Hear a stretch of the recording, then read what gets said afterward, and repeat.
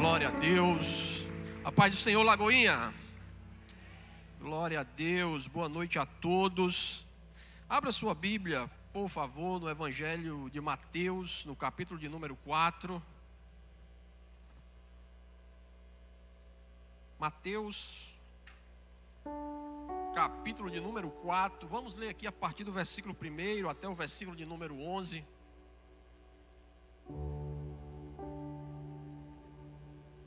Quantos creem que Deus vai falar conosco essa noite?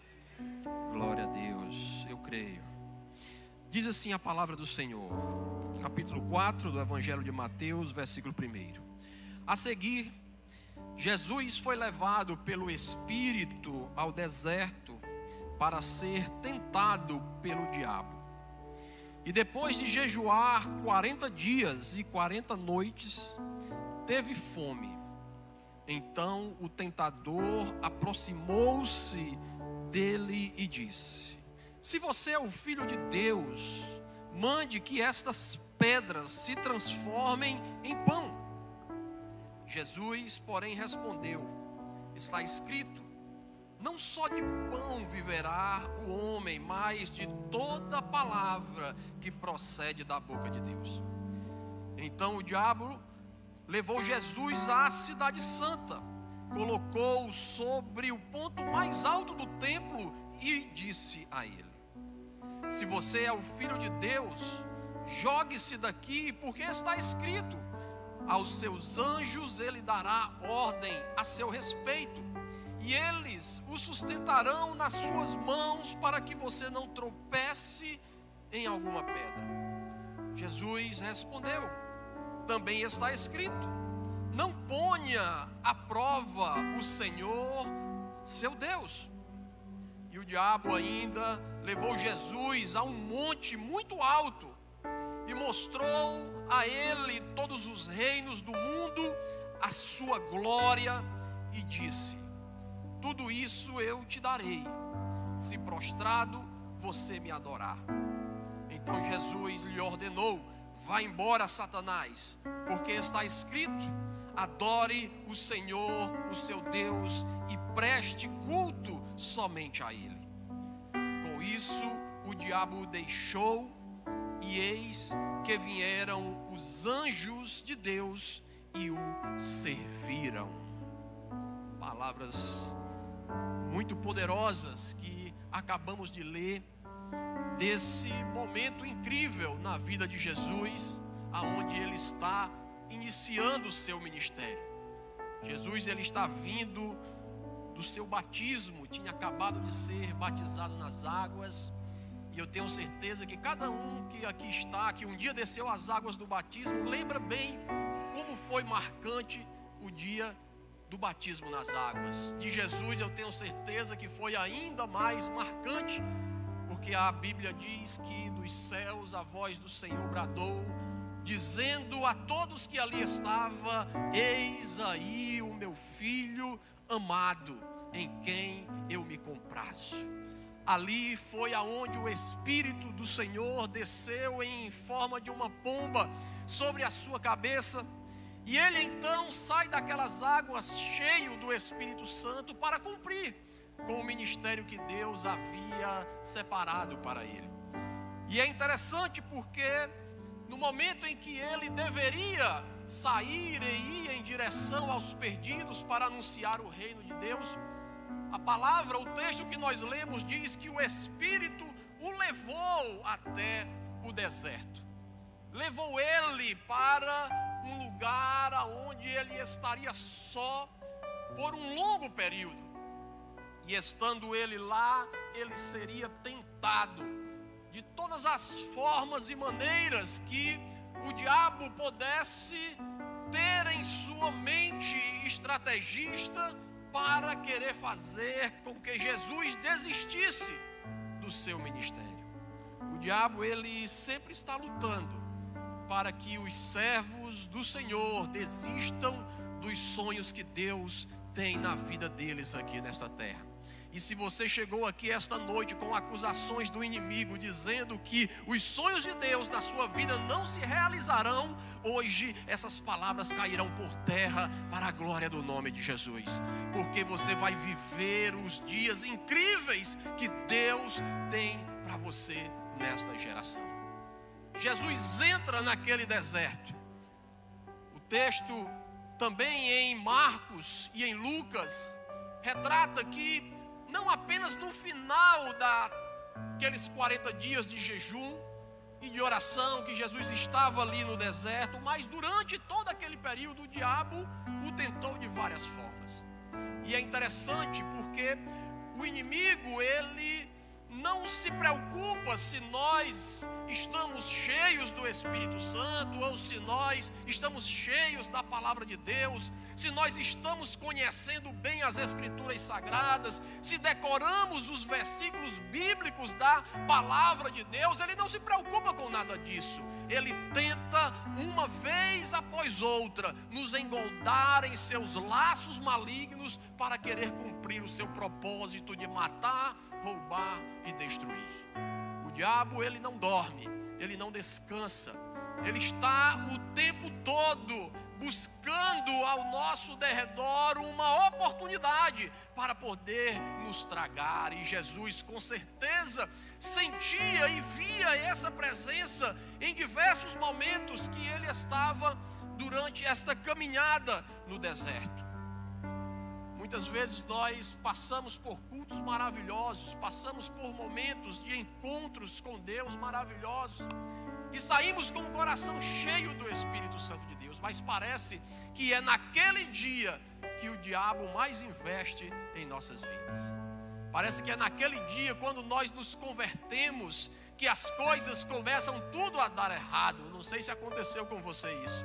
Os primeiros meses de conversão, luta, tribulação, batalha, as pessoas se levantando contra, os amigos nos isolando, a família nos perseguindo, palavras contrárias, todos os tempos chegando aos nossos ouvidos.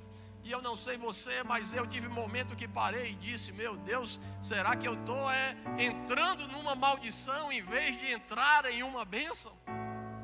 Porque o inimigo, ele investe poderosamente para que a gente perca a visão daquilo que Deus tem para nós. Por isso nós precisamos ter cuidado com esses momentos aonde nós estamos muito cheios de Deus, muito alinhados com a palavra do Senhor, porque é nesse momento que o inimigo vai tentar minar a sua fé, vai tentar abater aquilo que Deus está construindo no seu coração. E eu não estou dizendo isso para você ficar com medo, ou para você ficar dizendo: então eu não vou buscar muito a Deus, porque se eu buscar muito a Deus, o inimigo vai investir pesado na minha vida. Deixa eu te dizer algo. O inimigo, ele investe na vida daquelas pessoas que ele está vendo que Deus está cumprindo as suas promessas em sua vida. Aquelas pessoas que andam frias, aquelas pessoas que estão em cima do muro, aquelas pessoas que não sabem se servem a Deus ou se servem ao mundo, se obedecem à palavra do Senhor ou se obedecem aos próprios desejos do seu coração, essas pessoas o diabo deixa que elas mesmo construam a sua própria destruição. Mas ele está de olho naqueles que Deus está levantando, aqueles que Deus está fazendo promessa, aqueles que Deus está usando para nas empresas, para na rua, nos transportes, testemunham do Evangelho de Jesus, porque essas pessoas causam um impacto terrível no reino de Satanás.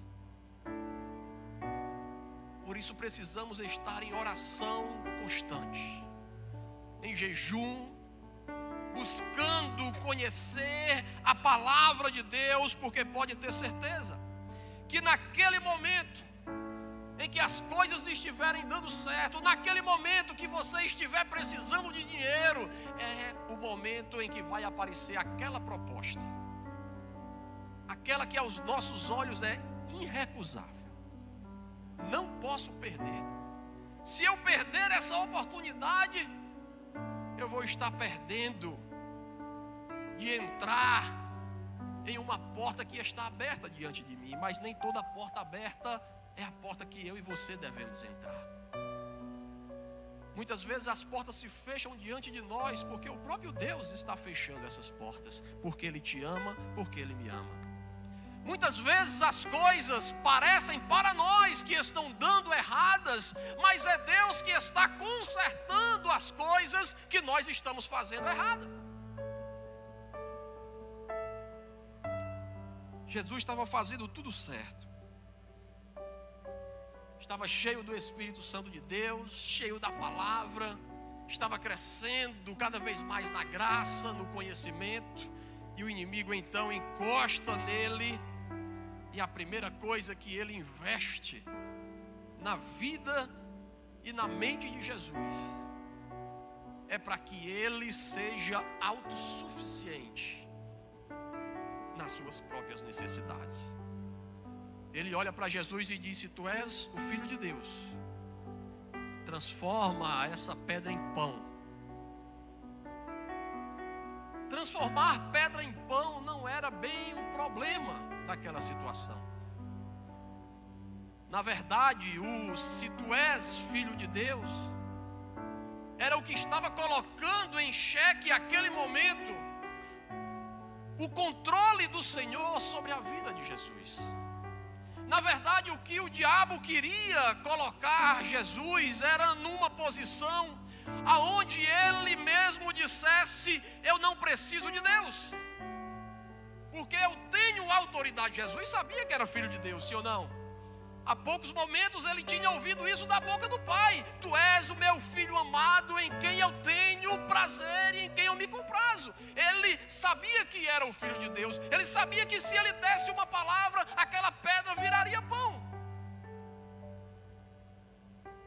Mas isso seria uma demonstração de autogoverno sobre as nossas necessidades. Meus irmãos, Deus, Ele nos quer por inteiro, por completo. Deus, Ele quer ter o controle das nossas vidas nos mínimos detalhes. Do nosso levantar até o momento que nós deitamos para dormir, Deus quer que o nome dEle seja glorificado na minha e na sua vida. Por isso que nós somos tentados todos os dias dessa mesma estratégia. Não pense que Ele muda a estratégia para querer nos alcançar. Ele está o tempo todo chegando para você e dizendo: olha, está dando errado, vai lá, faz do seu jeito. Vai lá, faz isso do jeito que você aprendeu. Vai lá, faz isso do jeito que você acha que é mais interessante, mais lucrativo, que você acha que é mais aparente diante das pessoas. Vai lá, se autogoverna. Ou como a gente costuma dizer, vai lá, faz o teu nome.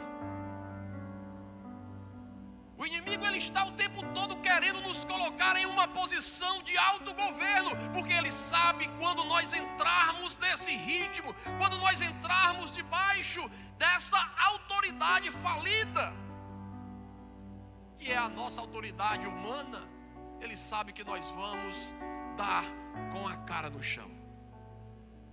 Porque a palavra do Senhor diz que antes de alguém cair, é porque ele estava com o seu coração muito soberbo. É porque o seu coração estava muito orgulhoso, estava cheio de si.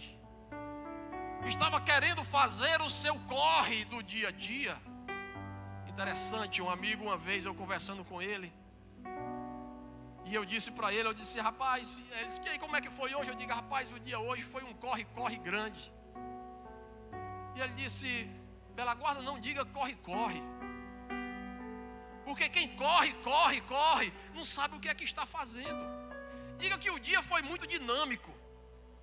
Tire essa palavra da sua boca: corre, eu vou correr para resolver, eu vou correr atrás de dinheiro, eu vou correr atrás de fazer as coisas. Não, quem faz isso é aqueles que não têm Deus, mas quem tem o Senhor está debaixo do dinamismo do Espírito Santo de Deus. Se o seu dia está muito movimentado, saiba que é o dinamismo de Deus da sua vida. fazendo com que você se mova, fazendo com que você faça com que aquilo que é a vontade de Deus aconteça. Mas o diabo, ele está ao nosso lado dizendo: se autogoverne, seja o seu próprio provedor. Como é difícil, meus irmãos, nós dependermos de Deus naquilo que diz respeito a finanças. O Senhor colocou o dinheiro como sendo aquele principal elemento que concorre no coração do homem com Ele. Ele disse: olha, o homem não pode servir a dois senhores. Ele não pode servir a Deus e ele não pode servir ao dinheiro ao mesmo tempo. Ele não pode servir a Mamon e ele não pode servir a minha vontade.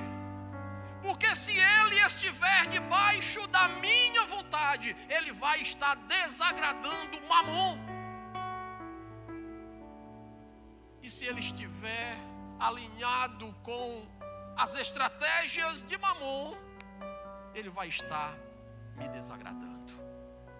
O nosso coração todos os dias está dentro desse conflito em depender de Deus em sua provisão, ou corrermos atrás do dinheiro para conquistar aquilo que nós precisamos. Que luta diária nós enfrentamos. Mas sabe o que é maravilhoso? É que Deus honra a fé. Deus honra aqueles que nele esperam. Naqueles que não confiam na força do seu próprio braço, mas antes confiam no Senhor. Naqueles que mesmo vendo que nada está dando certo, ou mesmo que a despensa está vazia, nós cremos que Deus é poderoso para fazer muito mais, além daquilo que pedimos ou pensamos. Deus conhece as suas necessidades. Se Deus não deixa que os pássaros morram de fome, que os animais que vivem nas ruas morram de fome, você acha que Ele vai esquecer de você, que é o filho que Ele comprou com o seu próprio sangue? Você acha que Ele não está vendo as lutas e as provas que você está passando? Você acha que Deus, Ele é masoquista, que gosta de ver nós sofrermos na terra? Não. Essa é uma mentira que o diabo cria na mente das pessoas. A verdade é que Deus está no controle de todas as coisas. Tanto isso é verdade que na hora que o inimigo fala isso para Jesus, transforma essa pedra em pão. Ele diz: olha, meu amigo, nem só de pão vive o homem, mas de toda palavra que procede da boca de Deus. Aleluia. Está difícil? Se alimente da palavra de Deus. Não está vendo caminhos? Se alimente da palavra de Deus. Está sentindo faltas de coisas desta terra? Preencha o seu coração com a palavra de Deus. Porque quando você estiver cheio dessa palavra, quando você estiver cheio do Espírito Santo, ainda que você venha de 40 dias de jejum, ainda que você venha de um tempo de muita escassez de coisas materiais, você vai olhar para o céu e vai dizer: eu sei que o meu Redentor, Ele vive. Eu sei que Ele não me desampara. Ah, pastor, mas é porque o senhor não sabe a luta que eu estou passando. Quem não passa lutas nessa terra? Quem está fora? Ou quem está isento das astutas ciladas do inimigo? Aquela velha história. O carroceiro está andando com a sua família, com a sua carroça na beira da estrada, e passa aquele camarada num carrão, e o carroceiro olha e diz: eita, vida boa daquele camarada naquele carrão. E o cara no carrão passa olhando lá para o camarada na carroça com a família, dizendo: aí, não tem nada, mas está ali morto de feliz com a sua família. O diabo está querendo roubar, matar e destruir todas as pessoas, independente de classes sociais, independente do tanto de recursos que eles tenham, independente do tanto de coisas que eles tenham.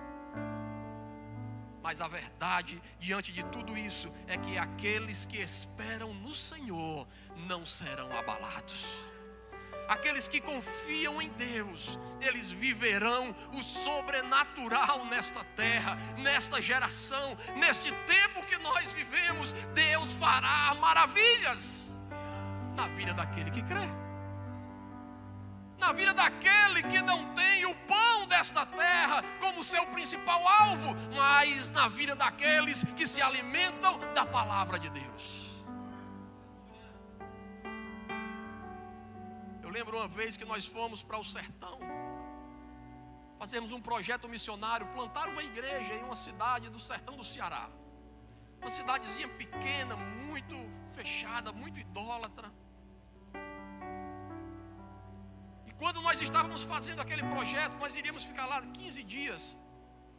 E quando terminamos aquele tempo naquela cidade, mais de 40 pessoas tinham entregado as suas vidas a Jesus.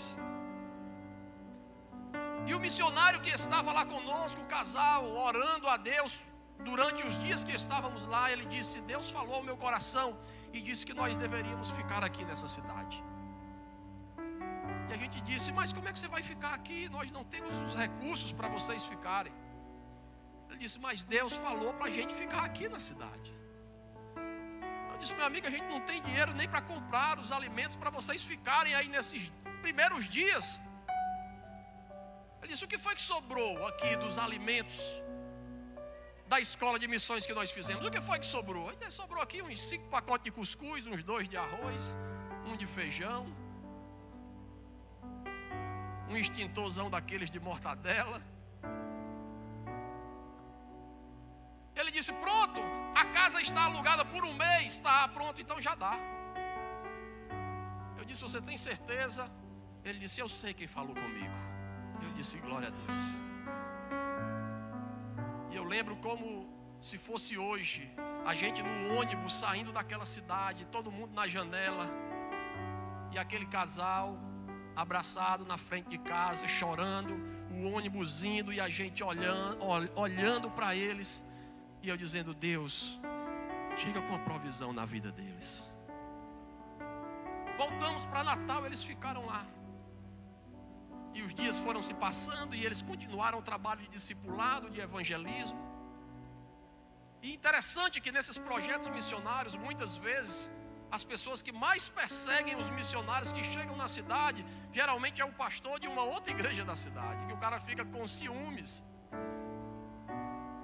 porque está chegando uma espécie de concorrência na mente deles.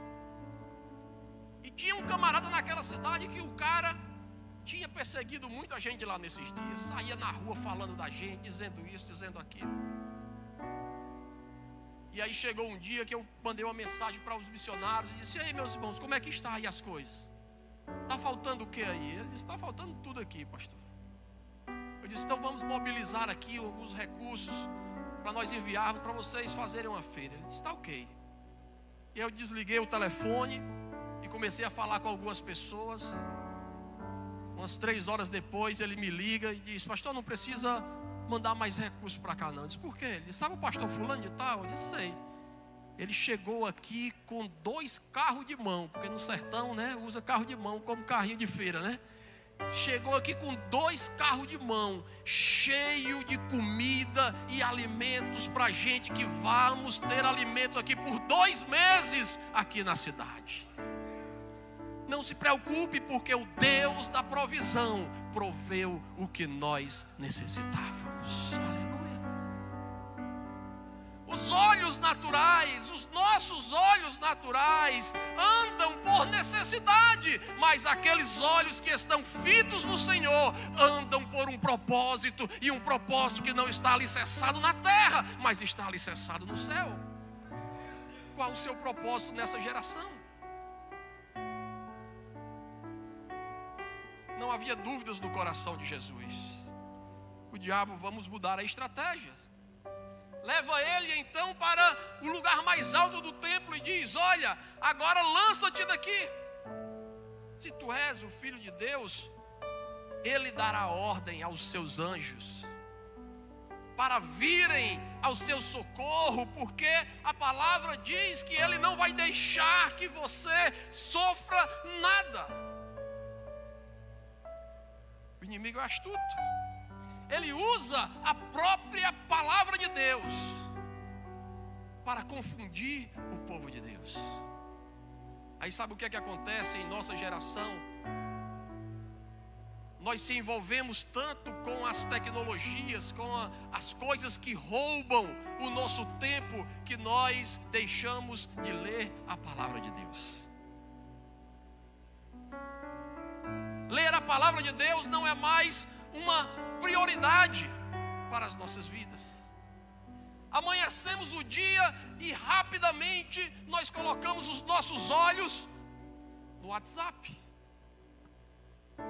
no Instagram, no Facebook, enchendo a nossa mente, enchendo o nosso coração de todo tipo de palavra, de todo tipo de conselhos, mas esquecemos de encher o nosso coração da palavra de Deus.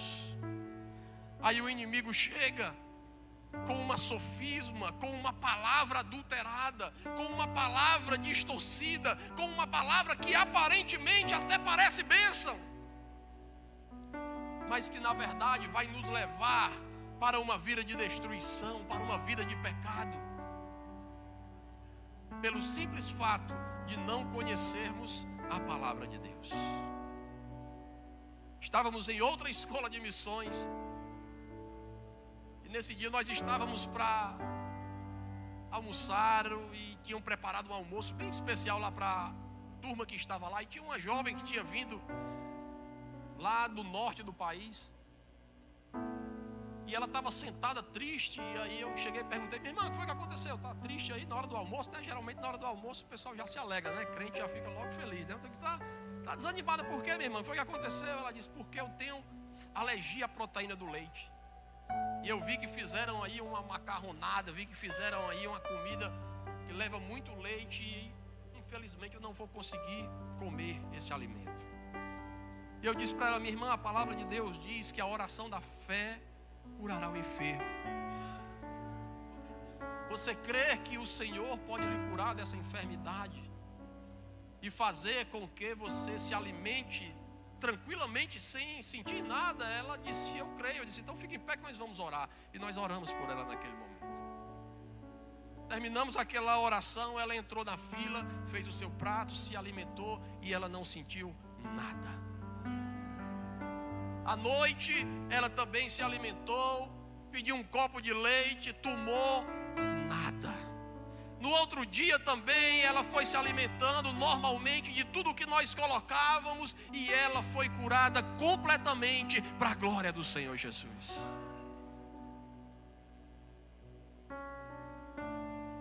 Aí outra vez aqui em Natal, estávamos jantando com um casal, e aquela senhora, ela começou a selecionar a comida. Eu disse: o que é, minha irmã, que você, né, não pode comer isso, não pode comer aquilo? Eu tenho alergia a leite, não posso comer nada, queijo e tal. Eu disse: minha irmã, você crê que se nós orarmos, Deus pode lhe curar? Ela disse: eu creio. E aí nós oramos juntos naquele momento, pedimos ao Senhor: Deus, cura a vida dela, para que ela se alimente normalmente como todas as pessoas. E naquela noite Deus também curou a vida dela.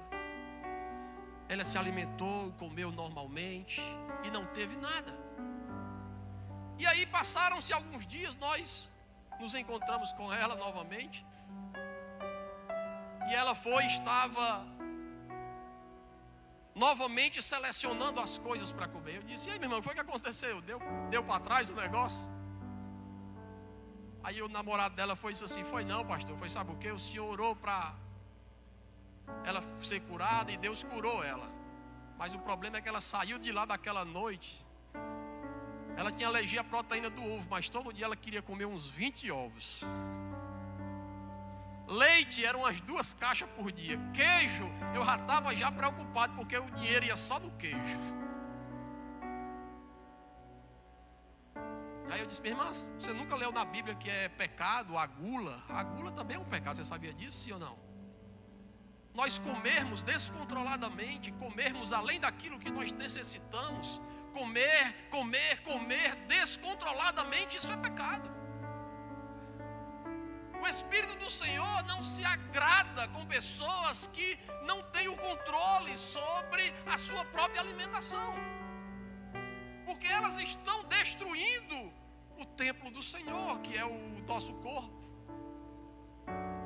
Mas nós não observamos a palavra de Deus e vivemos de forma desgovernada. E aí nós nos pegamos vivendo diversos males. E às vezes a gente olha e diz que não sabe por quê, mas é pela falta de conhecimento que nós perecemos nessa geração. O diabo também chega para Jesus e dessa vez tenta trabalhar na identidade dele. Primeiro, as 2 primeiras vezes ele chega para Jesus e diz: tu és o Filho de Deus. Mas na terceira vez ele não diz nada. Ele só mostra os reinos, as suas grandezas, os seus poderes, e diz: eu te darei todos eles, se tu dobrares o teu joelho e me adorar. O diabo, meus irmãos, ele, diferente de Jesus, porque Jesus, quando ele quer chamar alguém, ele diz assim, como ele disse para o jovem rico: vende tudo o que tu tem, dá para os pobres e me segue. Ele chega para Pedro, para João, para Tiago e diz: deixa as redes e me segue. Ele chega para os seus discípulos e diz: deixa tudo aí e me segue. O diabo, ele não faz de conta, ele não faz preocupação se você declaradamente não seguir a ele. O que ele quer é apenas que em um momento da sua vida você deixe de dar glória a Deus e dê glória a ele. Que você seja servo de Deus, que você continue indo para a igreja, que você vá no domingo lá participar do seu culto, dar a sua adoração, mas no dia que você estiver em uma situação aonde você vai precisar depender de Deus, você decida depender de qualquer outra coisa, menos do Senhor que te chama.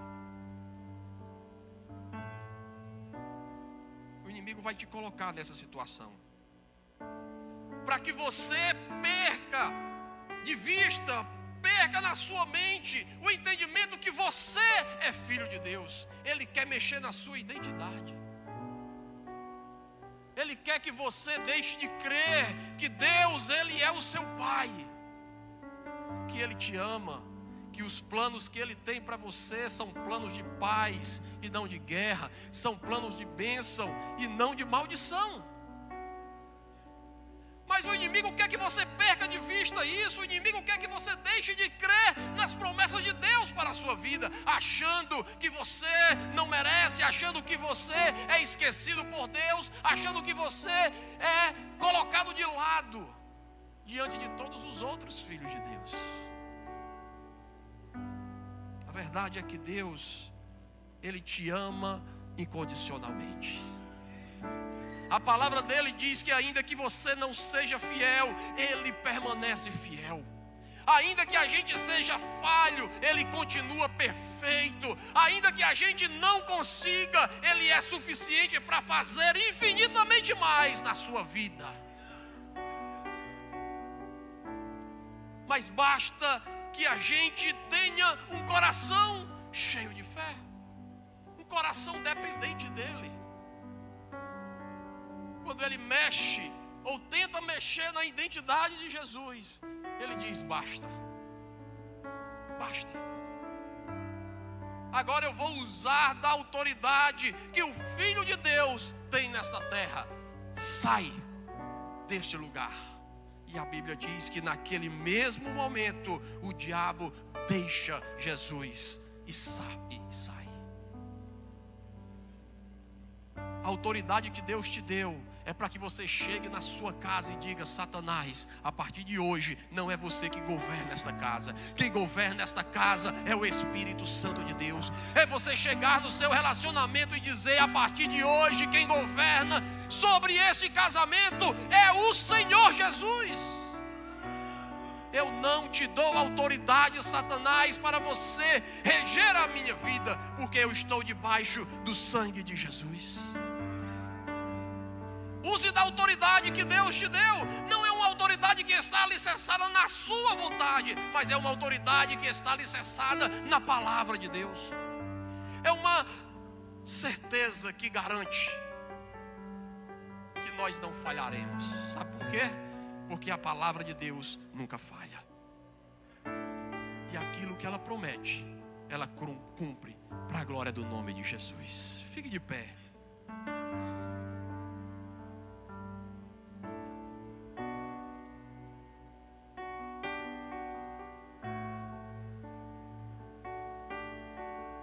A Bíblia diz que no momento em que Jesus usa da autoridade e repreende o inimigo, ele deixa aquele ambiente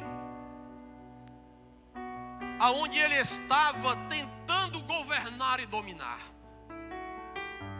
E na hora que isso acontece, o texto que nós lemos diz que o diabo deixou Jesus, mas que os anjos vieram e serviram a ele naquele momento. Aleluia. O momento em que nós nos posicionarmos, o momento em que nós entendermos que Deus, Ele está querendo nos usar para esta geração, que Deus, Ele está querendo que a sua empresa, que a sua casa, que os seus negócios glorifiquem ao nome dEle. Quando nós compreendermos isso, nós vamos tomar conta de tudo isso que Deus nos deu. E quando nós pegarmos as rédeas das promessas de Deus em nossas vidas, o inimigo ele vai ter que soltar aquilo que ele prendeu na sua vida. O inimigo vai ter que abandonar os planos que ele fez para destruir o seu casamento. Ele vai abandonar os projetos que ele fez para ceifar a sua vida. E os anjos do Senhor chegarão para nos servir, para que o nome de Jesus seja glorificado na sua vida. Você crê nisso? Então feche seus olhos, coloque a mão no seu coração. Deus, somos falhos, reconhecemos, Senhor, que sem Ti nós não podemos fazer coisa alguma, como a Tua palavra nos orienta. Que sem o Senhor governando as nossas vidas, nós não conseguimos, Deus, realizar os Teus propósitos nessa geração. Mas esta noite, Senhor, nós estamos aqui ouvindo, Senhor, que Tu, com autoridade dada por Deus, repreendeu o inimigo e ele saiu. E que nesta mesma autoridade, crendo na Tua palavra, Senhor, também nós repreendemos toda ação do maligno sobre as nossas vidas. Deus, eu repreendo toda ação do maligno sobre a minha casa, sobre a minha família, sobre as empresas que o Senhor constituiu para que eu governasse aqui nesta terra. Eu repreendo, Senhor, todo pensamento maligno, todo pensamento de autodestruição. Eu te repreendo, Satanás, em nome de Jesus, porque o nome do Senhor, Ele é poderoso. Porque o Seu nome, Jesus, foi colocado sobre todo nome. E é debaixo do Teu nome que nós oramos aqui esta noite, Pai. Deus, em nome de Jesus, transforma, Senhor, a minha vida. Faz dela, Senhor, um vaso novo. Faz da minha vida, Pai, uma vida para a glória do Teu nome.